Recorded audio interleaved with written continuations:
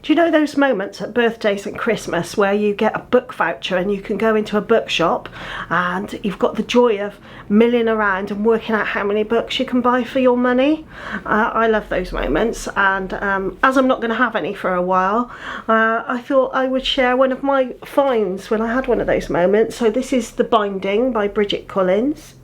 Here, I loved it mainly because of the colours, the purple and the gold, which sounds silly, but I suppose a bit of a girly thing, but I just really liked the style of the book and the way it's been created.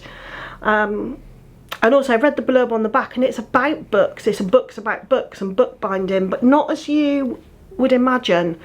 In this world created by Bridget, books are treated very differently than they are today.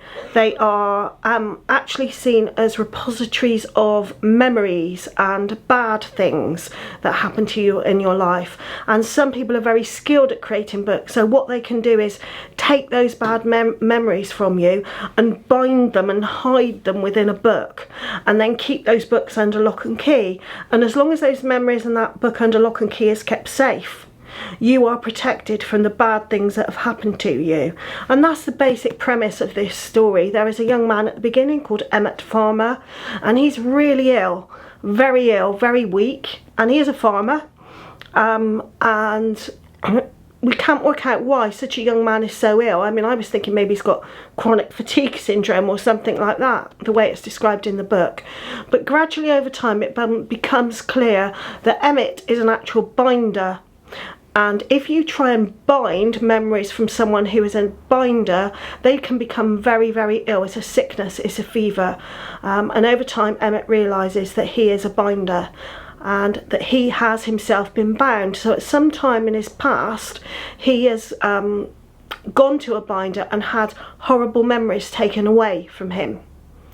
And this is the story of how he finds out what those memories are, who was part of those memories, and who else around his story was bound to keep these secrets.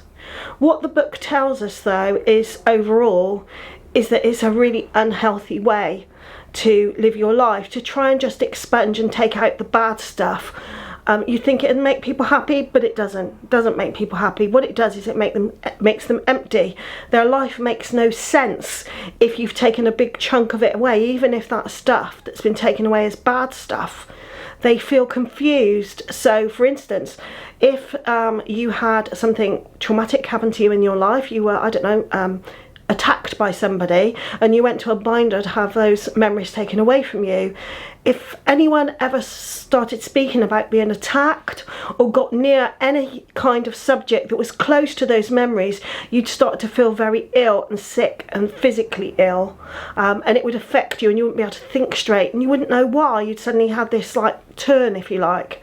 So it's a really interesting book. I've never read any of Bridget Collins before. I understand this is her first adult novel, but she's done some young adult fiction, so I would definitely look out for her again.